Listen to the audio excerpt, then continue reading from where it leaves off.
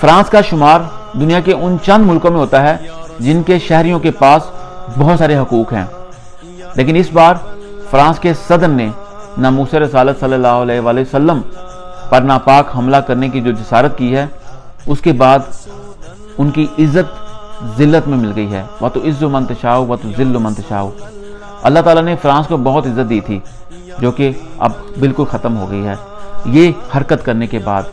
اور کیسے ہو سکتا ہے کہ انسان رحمت للعالمین آقا دو عالم محمد مصطفیٰ صلی اللہ علیہ وآلہ وسلم کی شان میں گستاخی کر کے عزت سے زندگی گزار سکے۔ ہم فرانس کی ہر پروڈکٹ کا بائیک آؤٹ کرتے ہیں اور آپ سے بھی یہی ریکویسٹ کرتے ہیں تاکہ ان کو سبق مل سکے، آئندہ آنے والے وقت میں ایسی کوئی حرکت سوچ کے بھی نہ کر سکے۔ یہ چیزیں تب ہوتی ہیں جب قومیں انتشار کا شکار ہوتی ہیں۔